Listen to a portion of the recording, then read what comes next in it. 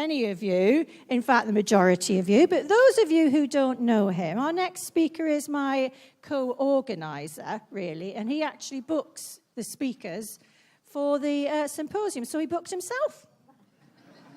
Bloody right. But why not? He has been involved with the symposium for many years now, organising it with me and now with Di. He's an author, a book publisher, and also, of course, a serial lecturer. His current book, Truth Agenda, absolutely super, very much about conspiracy, but more things than that, tying things together. What he's going to do this morning is talk about Creation Day. I'm not going to say any more about it because he's going to do it so much better than I will. So, ladies and gentlemen, very, very big warm welcome to Andy Thomas.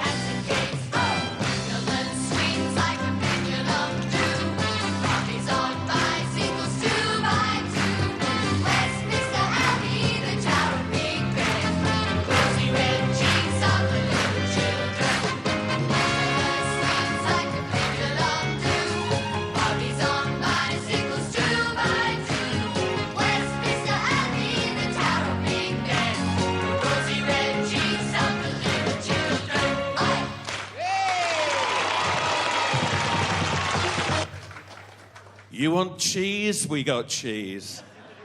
Cheese everywhere.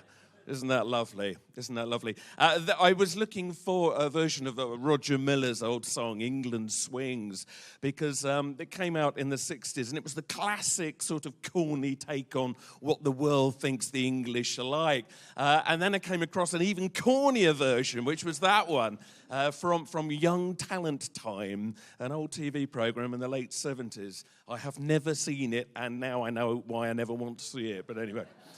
Bless them. But what I thought was interesting, for those of you that did sneak back to your rooms or wherever last night and watch some of the opening ceremony, and I've only seen the highlights, of course, was that, the opening ceremony seemed to play on that, that England, the classic England, Mary Poppins coming down from the sky and, all of this. Now, there are two takes on this. There is one take that the whole thing, of course, is a big satanic symbolic plot, which we will come to. But there is the other thing where, and I rather like this, just at face value, and apologies to the non-English people here, but apparently the rest of the world didn't like it. The reaction is because it was too English. You think, yes! That's how it should be, All right, the UK, but it's England. Sorry, but it is. Now, here's the thing. England, as we all know, is very much on the world stage, and not just because of the Olympics, but because we had the Diamond Jubilee just a few weeks ago, and of course there were dire warnings for that, and we all somehow survived. But now we are very much, just for these next 2 weeks, at the center of things, which is really interesting because for years we've been talking about this. For years we've been saying that 2012 would see, this country at the top of, shall we say, world awareness. And therefore, this gateway to this new era that so many people have been talking about for so long, in a way, we are the gatekeepers. The energy that goes into the next few weeks and arguably the next few months, because there will be sort of, various things that will follow on from it, good or bad. Obviously, it's going to set the energy. And so many people now, for so long, have been discussing why this year might be really important. And I'm not going to go through everything that many of you will know. For those of you that saw Jason speak yesterday, he gave a very good précis of all the prophecies and all the insights that people have been making for years. And, I myself have stood here, Jeff Stray, a zillion people for the last few years have been talking about the 2012 effect. And, to cut a long story short, if there are any people new to this here, there is a 5,125-year cycle embedded in lots of ancient cultures in their calendrical systems. And the general belief was that when the cycle ended and began again, there would be upheaval, transformation, change for the world. So the big date that everybody's talking about is, therefore, 21st of December 2012, this year at 11:11 a.m. precisely. Isn't that amazing? That mystical number, just so happens, astronomy puts it on 11:11 a.m. So what does this mean? Because, of course, therefore, we have a choice here. If you do believe it is the new era, then surely there is a responsibility to make this the best that it can be. If, on the other hand, you believe it's the end of the world, well, then there's not much more to worry about soon, is there? You can all relax.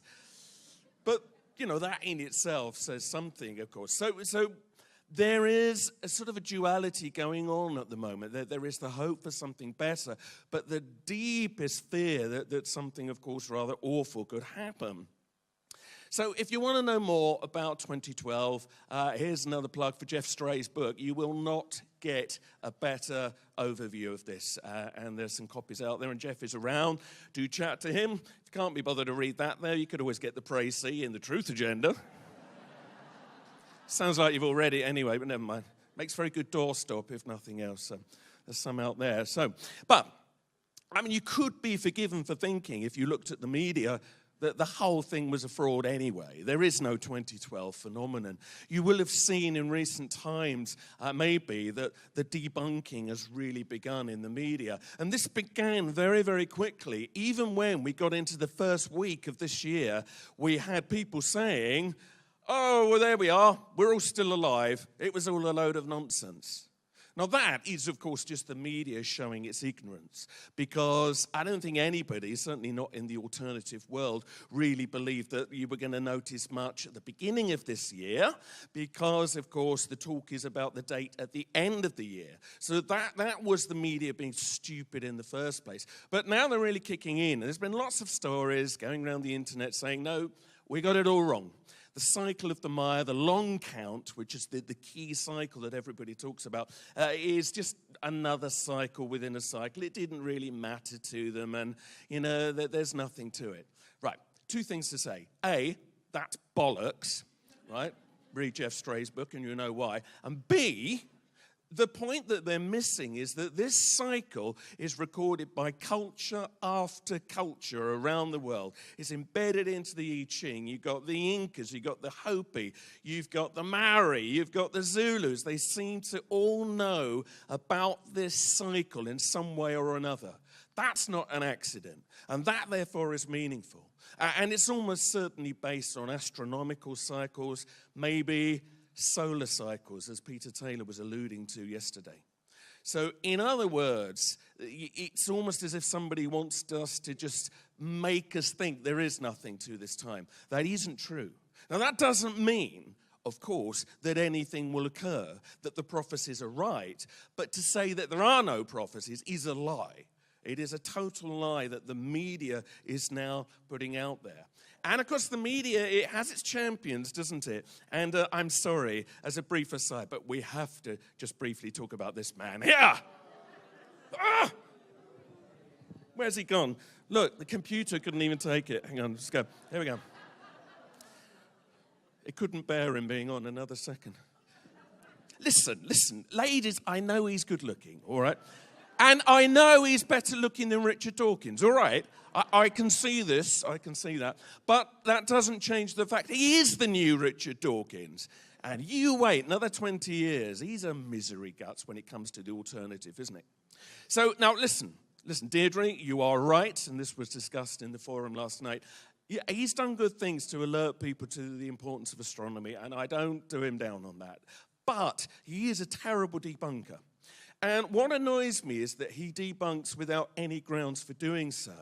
And, of course, he's been very vocal in basically trying to demolish astrology, for instance, without ever having studied it or thought through what he's saying. His whole reasoning is based purely on, I'm a scientist. Have you noticed how often that's now said?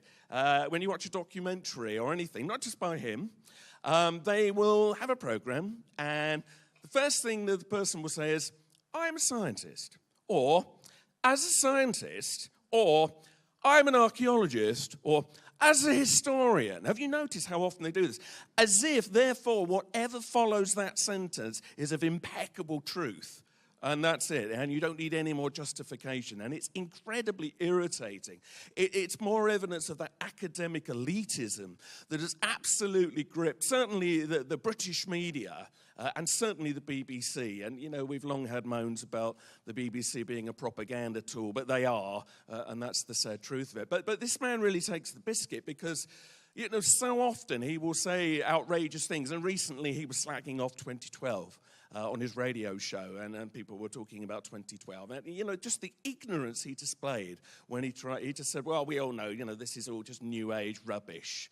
And I don't know, there's just something here that I think is a sort of a brainwash, okay?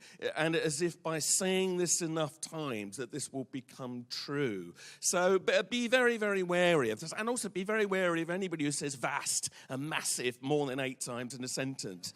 Because that's always a worrying sign, I feel. So, but, you know, I mean, bless him, he's probably a very nice bloke, but it is a sign that we're sort of being conditioned not to be interested in any of this. So, here, as we sit in a dark room, which is going to get very, very hot, you could equally be sitting in a vast stadium, getting very, very cold, apparently, by the weather. Because the Olympics, you cannot miss the fact that this is the biggest event we've had in this country for a very long time.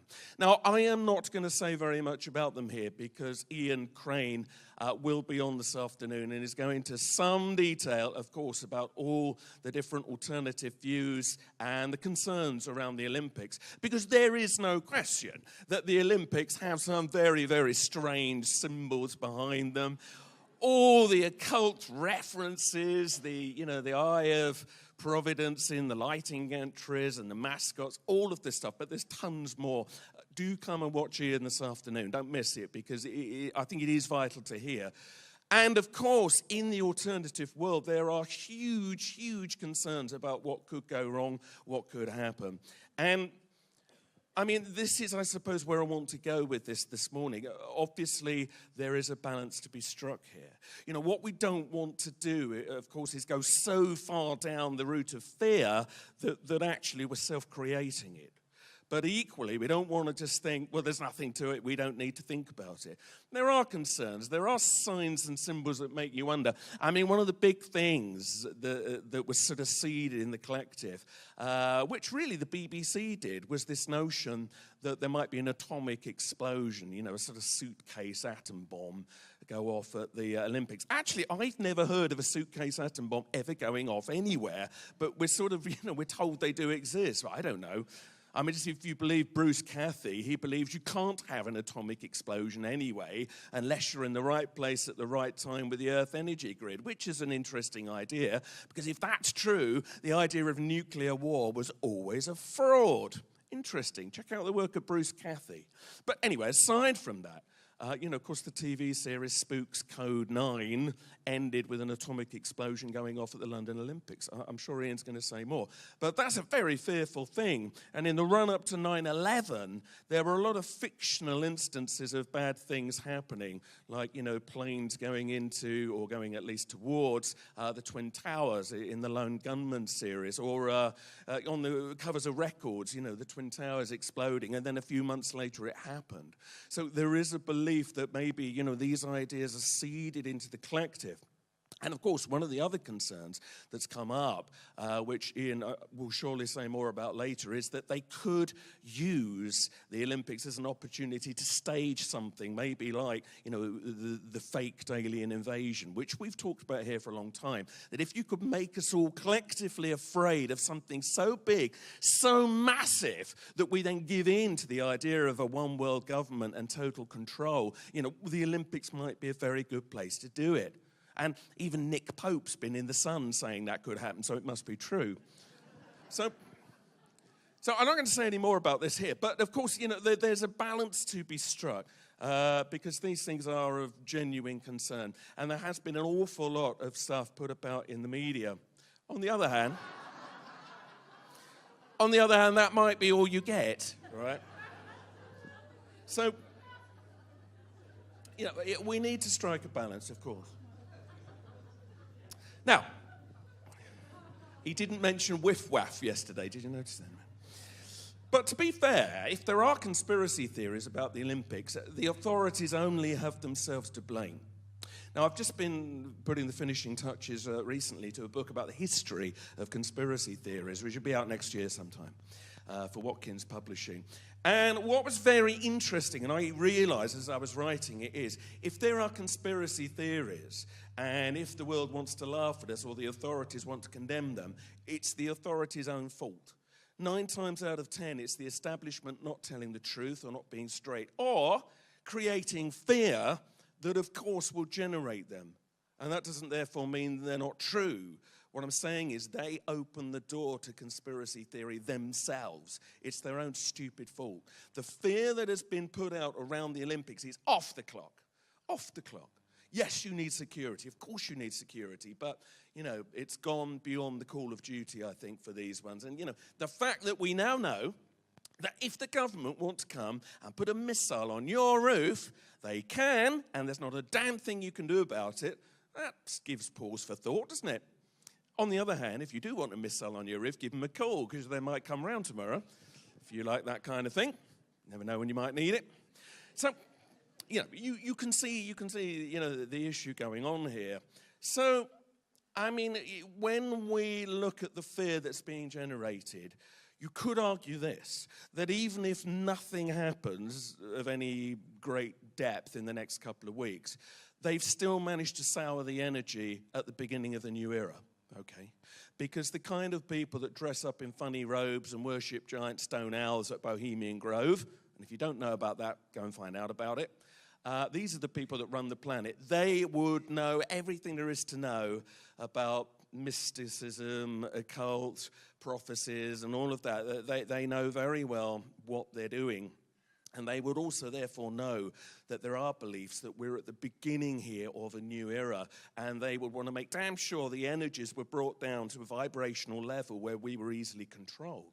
So the danger is, if we go too far into the fear zone, of course, what we're actually doing is falling into what they want us to do. That we're sort of lowering our vibrational energy, for want of a better term, and that was enough. It may be that souring of the new era could have been enough, even if nothing then actually materializes. But of course, a lot of people believe that it will. I hope to God that it doesn't. I'm very, very happy for the conspiracy world to be completely proved wrong on this. But there is a lot of stuff going on. There has been a lot of ideas seeded out there, and we just don't really know what's going to transpire in the next few weeks. Now, one thing I did think was quite interesting, and certainly last night you would have seen Paul McCartney croaking his way through Hey Jude. I actually really like Paul McCartney. We saw him at the O2 Arena a few months ago, and he didn't croak. He must be having a bad summer. He was fantastic, actually. I think McCartney's a really interesting figure. And you can like him or loathe him, but he is a part of the British establishment, okay? He is a very, very important figure in our sort of psyche, in our collective psyche. And he's the last survivor of the creative team behind the Beatles. Bless Ringo, bless him. But in terms of the real creative team, McCartney is all we have, and we cling on to him, I think. You know, for all those that might wish Lennon was still alive today, the fact is we got McCartney, so he's a treasure. He's a national treasure. I find it really interesting when we go back to look at the astrology of where we are now, which Jason talked about yesterday morning and Helen talked about in the forum last night. You know, we are in an important moment of the Uranus-Pluto cycle. And I'm not going to go into the detail of this here. What it means, cutting a long story short, is that we're now at a time where we've come to the first hard aspect. So Uranus and Pluto were in the sky together in the mid-60s. That was the beginning of the cycle that we're now in now. But they've come to the first hard aspect, what's called a square aspect, in this current cycle. And what that means is, cutting a long story short, and the fact that Pluto is now in Capricorn, is that we are going to get authority versus those who want to break out, those that want freedom, those that, you know, want a creative expression that the authorities feel threatened by. And of course, you know, when there was the conjunction, when Uranus and Pluto were together in the mid-60s, this, of course, is when the Beatles really came to, you know, the top of our consciousness in this country. Make no mistake, the Beatles are one of the most important things in our national psyche. You don't have to like the music, but they're never going to go away because they came at a point where we needed to break out of the black and white 50s. And, you know, they were pioneers, and we had Elvis in the States and, you know, Clef over here, still going in his pink suit today. But it still was sort of a bit polite. Then the Beatles came along, of course, and it all changed. And it had a huge effect on consciousness in this country and around the world. And musically, they absolutely changed the whole sort of world of music. And, I mean, McCartney in particular was seen as like this sort of, you know, pretty boy, but also creative genius, as was Lennon. And, you know, George, of course, did his bit. But the interesting thing was, some people think, and there are lots of conspiracy theories about this, that the Beatles were a psyops program. Now, if you've never heard this, get this. This is interesting. Some believe they were deliberately sort of like, not necessarily creative, but sent into their ascension and given breaks so that especially the youth of the world would be led on a journey where they'd sort of capture them, get them excited, think that everything was going to change, and then gradually introduce the hallucinogenics, the drugs, and the arguments until suddenly, within 9 years, it had fallen into a morass of misery and the Let It Be sessions. You know, if you don't know anything about the history of the Beatles by this point, basically it had long been over and they couldn't admit it, and it was all rather horrible. But some great music somehow still managed to be produced. But some say this was kind of a deliberate journey, that they were trying to kill the spirit of particularly the youth, just as they thought they had something marvelous. And then it went a stage further.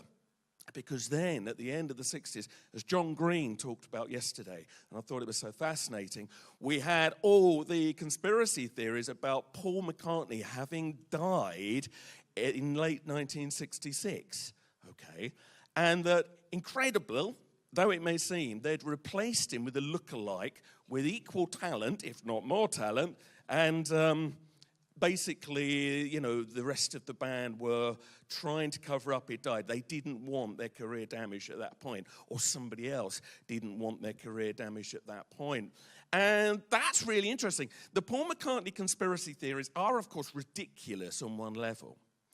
But when you then start to look at the evidence, as John in his synchronicity talk sort of alluded to yesterday, you find things you can't quite deny. And one thing he didn't show, but I just thought I'd show you this, just to give you an example. So there's all the clues on the record sleeves, because the idea is that the Beatles couldn't help themselves subtly letting the world know what was going on, in the same way that the Illuminati can't help themselves putting their bloody symbols all around the Olympic Stadium, you know, that kind of thing. And it's really interesting, and the more you look, the more clues there are. One example, you heard some from John yesterday. The famous drum on the cover of Sgt. Pepper's Lonely Hearts Club Band. If you stick a mirror in the middle of it, get this. It then reads, look carefully, 1, he die with a date which alludes to the date where McCartney supposedly died in a car accident. What are the odds of that? And you think, hang on a minute. Or maybe somebody's playing a game. Maybe it was some weird marketing exercise or something, and they never even told the Beatles. I mean, the Beatles were scathing about this. McCartney still gets asked, are you dead? Which must get a bit galling when you're 70, you know, but there we are. Some would say he is, of course, but anyway, reanimated. But listen, it's fascinating. So here he is today with another national institution. A lover or hater, lizard or not lizard, she is the Queen, right?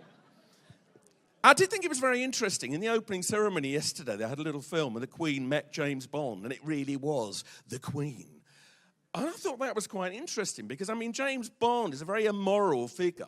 He's not very nice. You know, he uses violence whenever needed. And I thought, well, there's the Queen backing up this man of violence. And what we're saying is that Britain gets its work done basically by underhand violent methods. I thought that was not such a good association for her to make. But here she is, anyway, with the other great institution, Paul McCartney. So he rolls on. And I'm very glad the Olympic Stadium didn't blow up last night because we would have lost, I think, 2 key symbols. Now, some would say that was a very good thing, you know, evil lizards and all that. Well, I don't know. That's not the way to go. You know, the blow to the national psyche would have been appalling. But, of course, some think this is being stored up for the closing ceremony. Let us hope not, eh? But what I'm just trying to say here is it's interesting. It's right that he was there yesterday. It's right that he was at the Jubilee concert because he embodies this astrological cycle we're in. So, you know, he is going to be around hopefully for a few more years, but he was there at the beginning, and it's like now he's here to mark this important step which has sort of put Britain absolutely on the world stage, and we've got some difficulties to go through. That struggle between control and freedom, it's going to come to a head more, I think, over the next couple of years, because it's not over just this year. This transit will go on for about 3 years. So we're going to see a lot of stuff going on. So, you know, there's lots of interesting things going on at the moment. And, of course, one of the other big fears we had, especially in the mid-60s, was that World War III was about to break out. And have you noticed how much talk there now is that World War III is about to break out? So again, the same kind of shadowy concerns that were deep in the psyche at the beginning of the cycle, they're back. And I'm not saying they haven't been back since. I mean, I gave a talk at the Symposium, I think about 9 or 10 years ago, called World War III and Other Non-Events. If you want to read it, there's a transcript of it in a little book called A Oneness of Mind. There's a few copies out there. And what I was saying there, it was in the wake of 9/11. And everybody was saying, oh, my God, that's it. It's World War III. You know, they're going to go and nuke the Middle East. And I said at the time, hang on a minute. By saying that, by giving too much permission for that to happen, what you're actually doing is helping to realize that energy. You need to have a sensible caution. Yes, of course, there could be an awful conflict in the wake of 9/11. That was more than likely. But we got to strike a balance. And at the moment, there's a lot of people, a lot of stuff on the net saying, oh, it's World War III. They're trying to create a massive global conflict. And listen, don't get me wrong. What's going on at the moment is highly dodgy. Jason was talking about the Iran situation yesterday. Isn't it funny how Iran is suddenly the #1 enemy?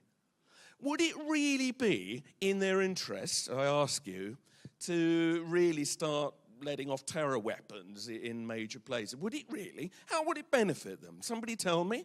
Can you tell me? I can't see. All it would do is lead to their inevitable destruction, especially with Israel itching to fire something nasty at them over the border.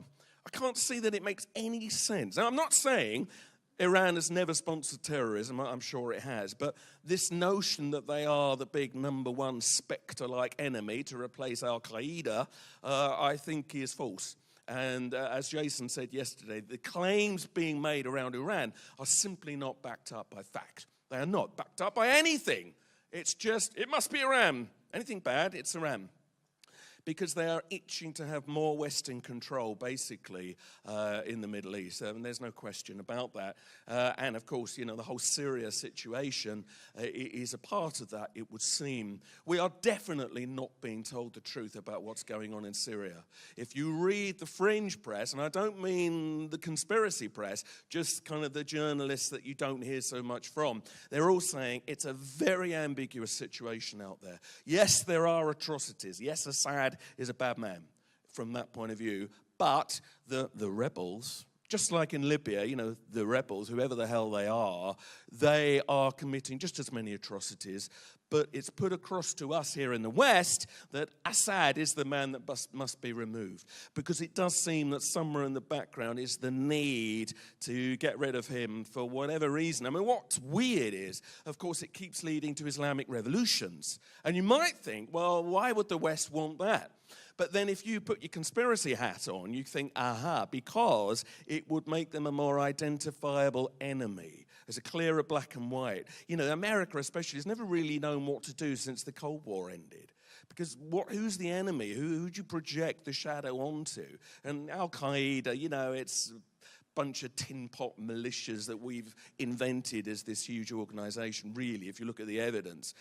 So we need something more. So, Iran and the Middle East, and, the more we can build them as the enemy, maybe it suits us. So maybe there's some kind of weird, horrible sense to that. So this notion that somebody is trying to create a conflict is very big at the moment in the alternative world, that the new world order is trying to basically get rid of half of us, or more than half of us, through various means, whether you think it's through chemtrails, or war, or viruses, or Paul McCartney, or whatever it is, okay, that there is a plot. And you cannot deny, when you look at some of the machinations going on politically at the moment, there are wider agendas absolutely going on. If you don't think there are, you simply haven't looked wide enough. There is more to life than the BBC. Just remember that. They tell a very, very one-sided story. But the problem is that then you go into the fear zone. How do we stay out of the fear zone? And, religion is no better. One thing I've talked about over the years is the Fatima apparition, or apparitions.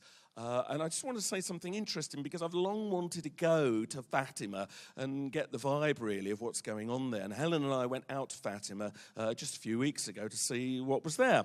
For those of you that don't know the story, these 3 shepherd children in Fatima in Portugal in 1917 claimed they had visions of first an angel and then what seemed to them to be the Virgin Mary. She never used that term. She called herself, I think in the last apparition, Our Lady of the Rosary. But it is presumed by, churchy people that this was the Virgin Mary in the classic sense of the word. She gave them all sorts of secrets they had to pass on to the Pope at the time.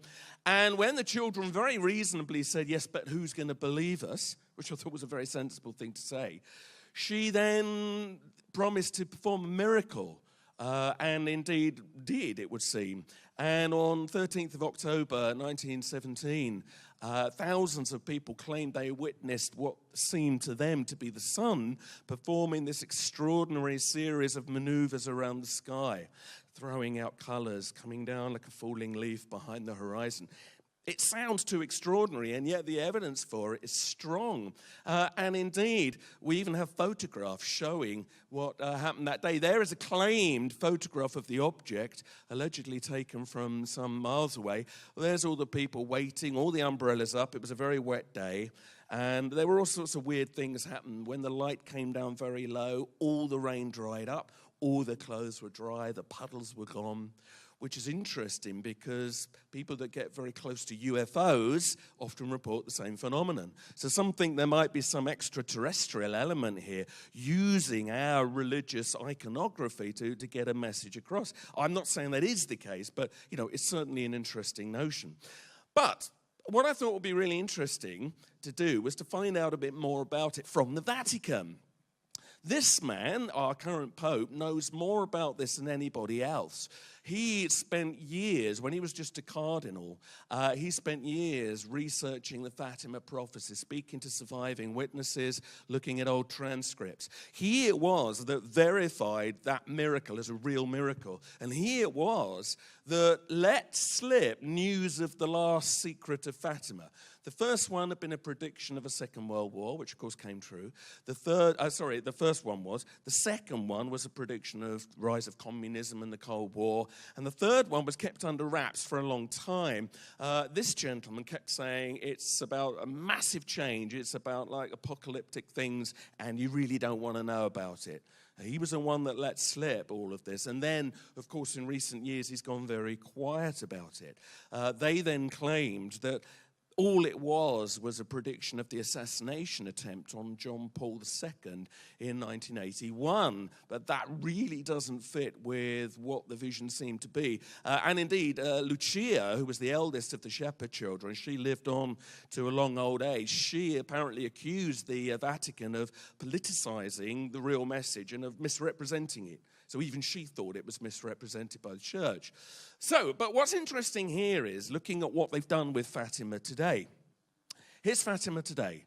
Okay, this is us a few weeks ago. I took these pictures. So it's basically, it's a huge basilica with a huge courtyard. And I'll just give you a little brief travelogue around it because it is quite interesting.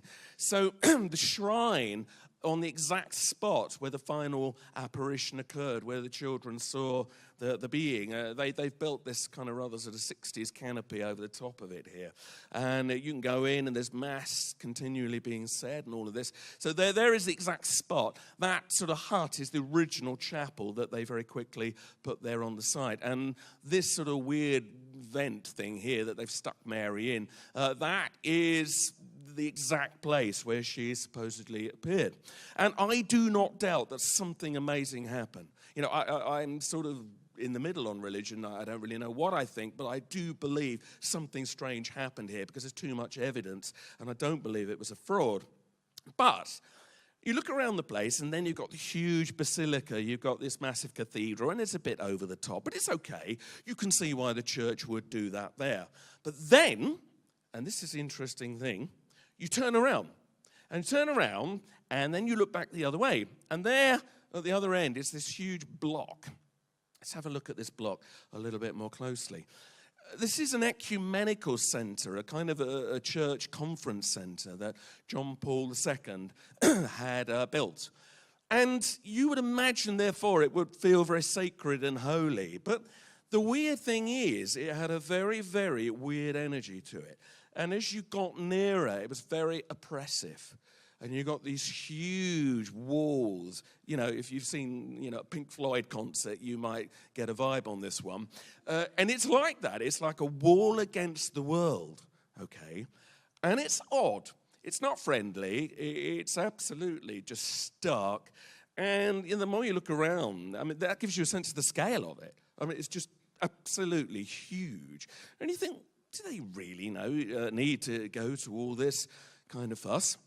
So I'll show you the inside of it. So you go in, and it gets more and more sort of oppressive, and you walk in, and the vibe of it was weird. That's all I was saying. Maybe it was just us. I have no evidence for what I'm saying. Huge doors, really, not for human beings, that's for sure. 7-foot lizards, maybe, I don't know. Inside, a very sort of soulless sort of series of benches and stuff. Okay, fair enough. It's a conference hall. But there was just sort of no core to it. There was nothing really to see in there. And more interestingly, you could then go down to the lower levels, and it's like going down into this sort of weird dungeon. And down there really are just corridors with the rooms with sort of meager exhibitions, not really anything very inspiring, and mainly huge locked, vaulted doors. What's behind those doors? I'd love to know. And it's a vault, and we both, Helen and I, got the feeling, what this place is a kind of an apocalypse bunker for the church. It feels like that, and the more you look, the more it comes across that way. Look at the back of it. The back of it, they're building more and more and more, and they're going deep into the ground. You can see them still doing the work. There are cellars beneath the cellars. How far down this goes, I don't know. And here is Mary looking on, even as they're building more of this. Whether she would approve, I really don't know. It's not in keeping with the feeling at all at the other end with the shrine, which was quite a nice feeling, I'll give it that. But this was something else. And I realize this is conspiracy theory. That's all it is. I can't prove anything, but if you're going to go on gut, there's something a little bit strange here. Look at these doors. They're like blast doors. They literally are there to keep out the world. And if you look carefully here, you will see on the outside of some of the doors were these like bloody handprints. What the hell is that about? Imagine, it's almost as if it's symbolic of they shut the doors when the apocalypse begins and there's all the poor people outside clawing to get in, but they can't because they're not holy enough. Weird, isn't it?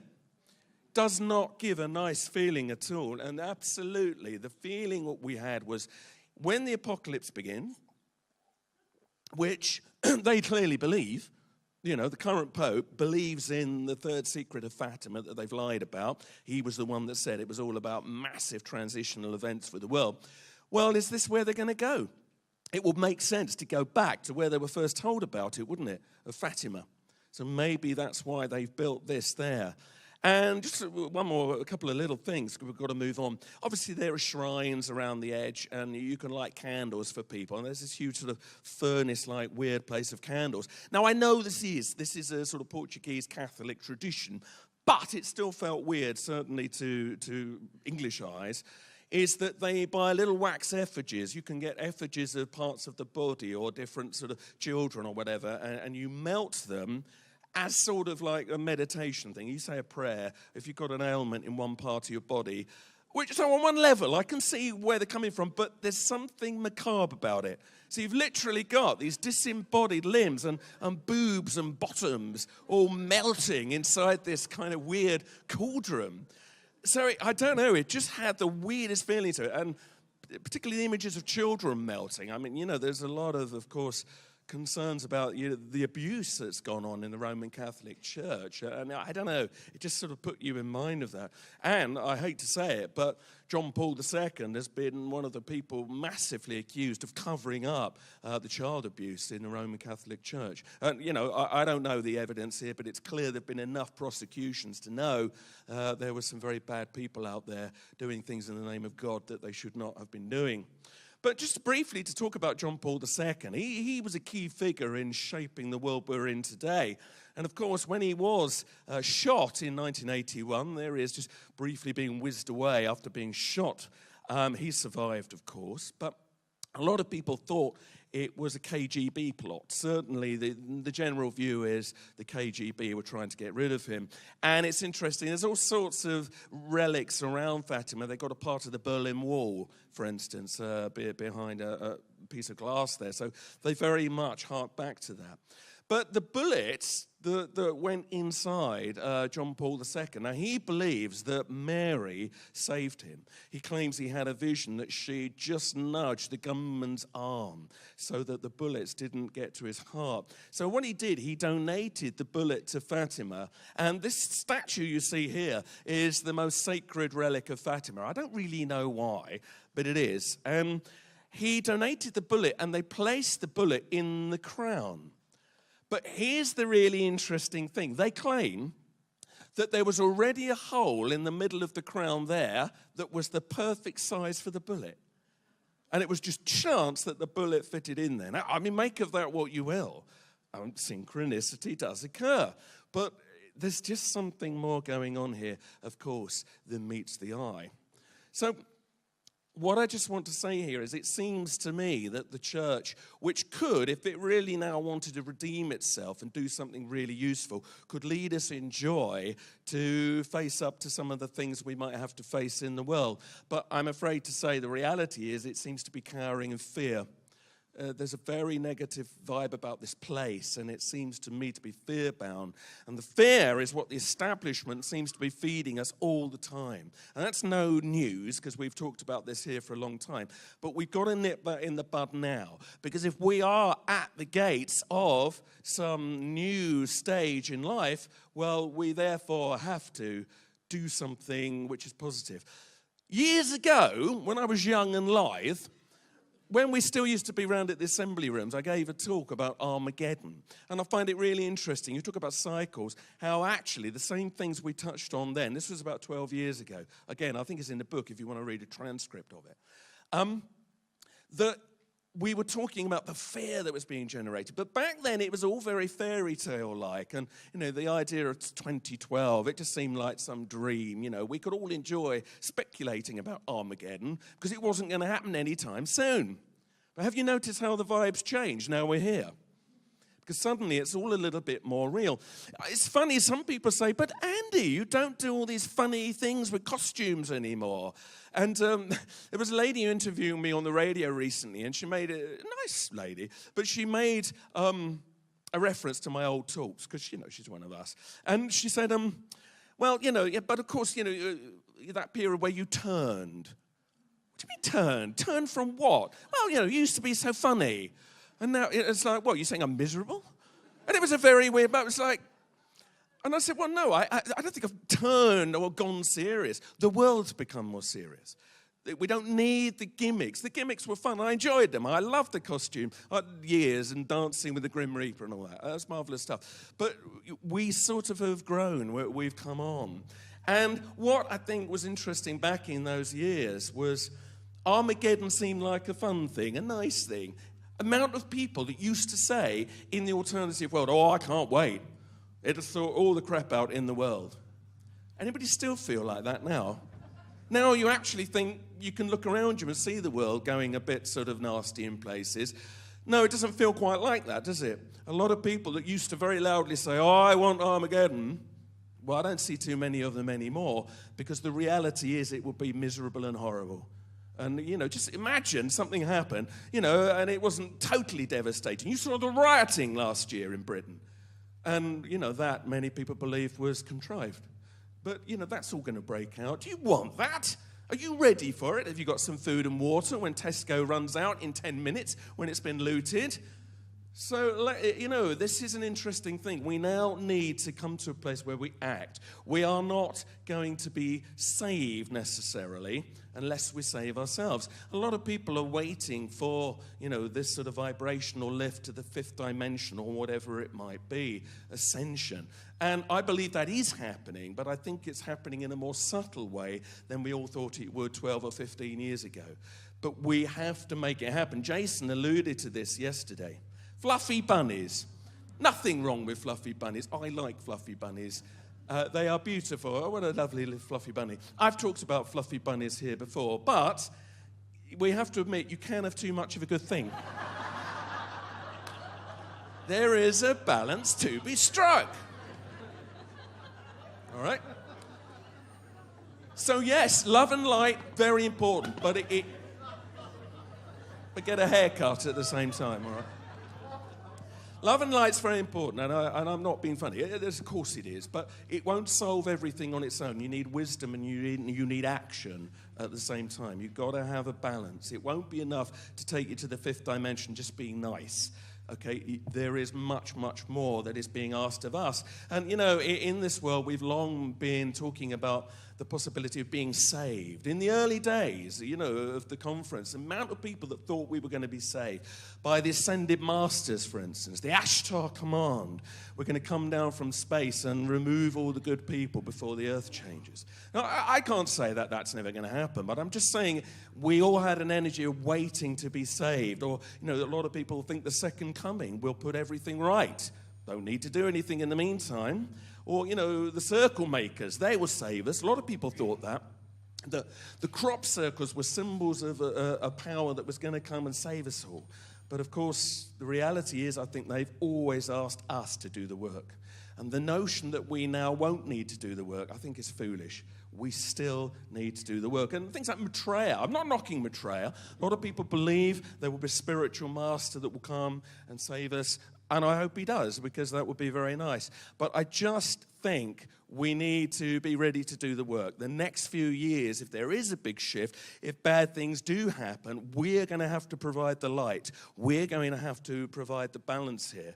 So bear this in mind, because I don't think it's going to be an easy ride. And I don't think we all just descend on 21st of December 2012. We'll still be here, I'm pretty sure, on 22nd of December 2012. And I don't know, you're more likely to have a hangover than anything else if you're going to go to some of the do's that are apparently going on. Anyway, so bear this in mind. So let's move on. Hello? Ashtar calling. Ashtar calling. Hello? Greetings. This is the Ashtar Kamal. We have come to rescue you. Rescue us? Rescue us? Oh! I was wrong. We are here to save your people from the coming apocalypse, as your twin suns collide with your world. Sorry. The twin suns? Your twin suns, which will spin out of the heavens, bringing destruction to your race. I don't mean to be rude, but we don't have twin suns. What planet are you talking to? Is this not Zeta Reticuli? No, it's Earth. I'm so sorry. I must have the wrong number. Bye.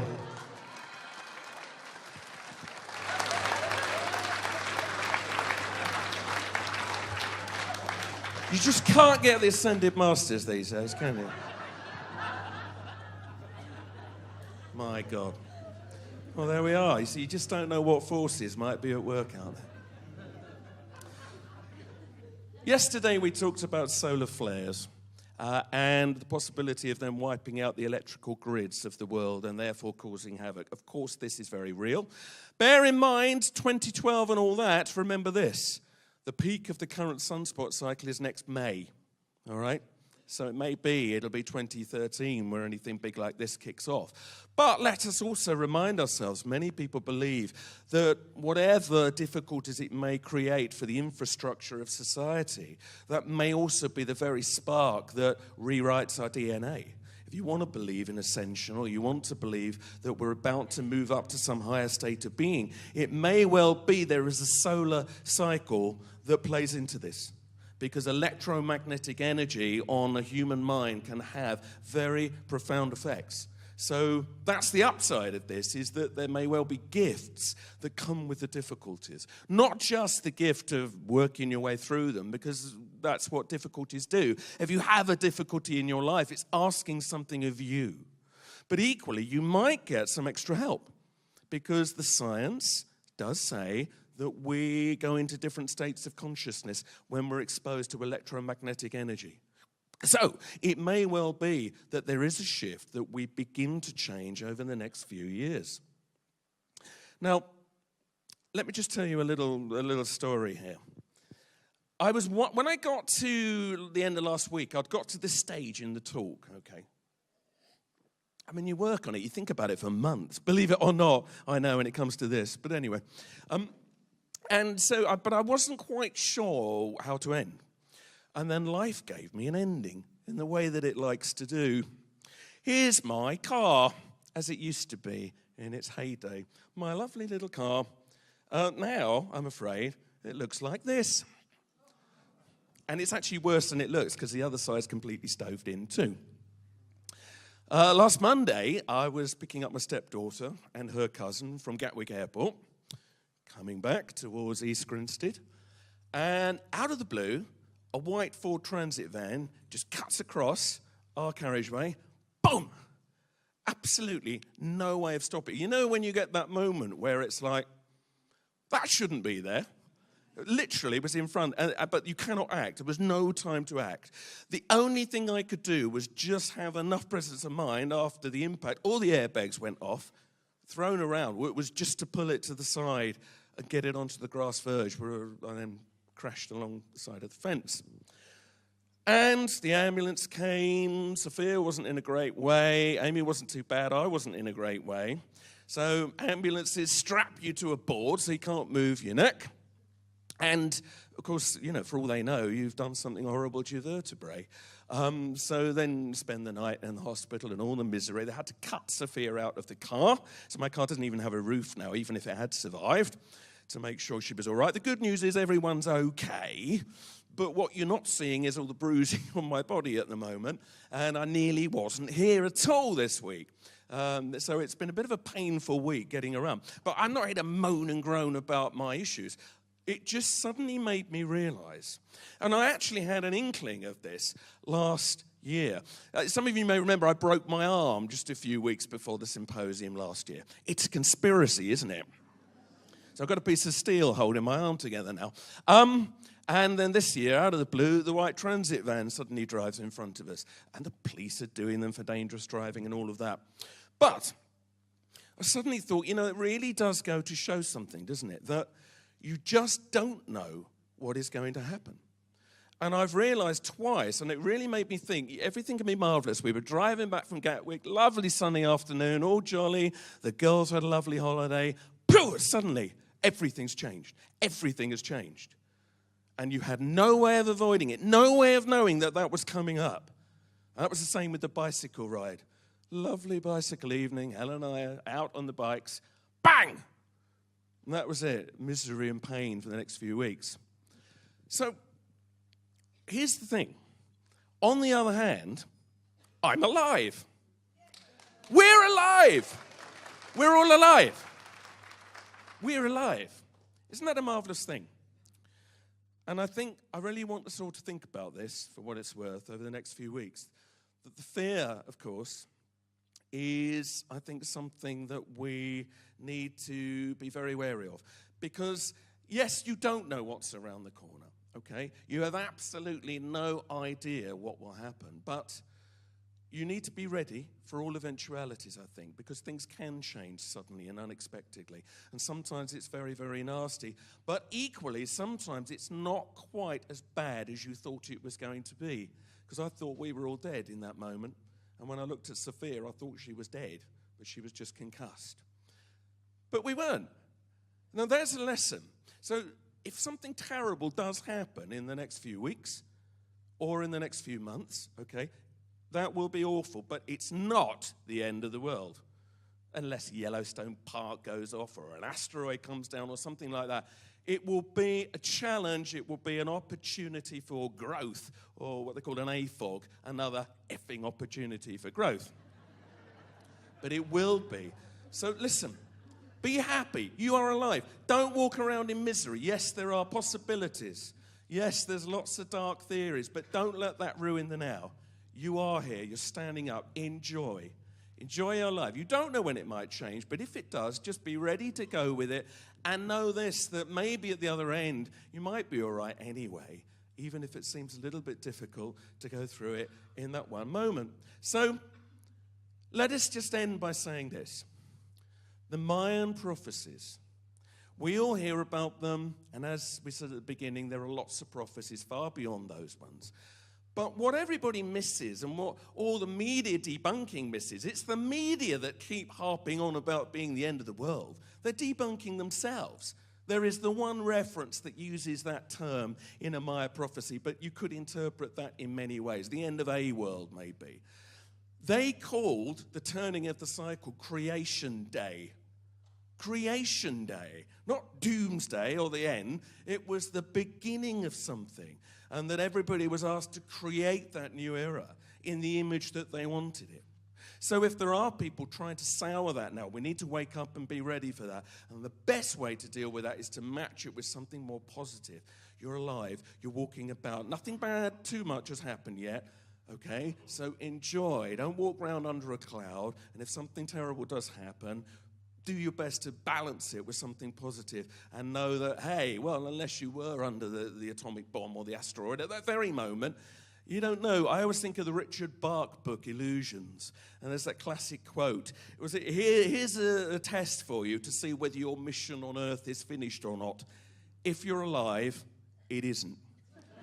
End of story. Ladies and gentlemen, thank you very much. Thank you. Thank you very much. Thank you. Thank you. Thank you, Andy Thomas. Is it working? Thank you so much.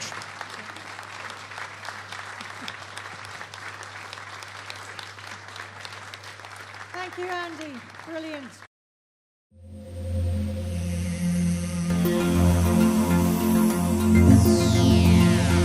Oh.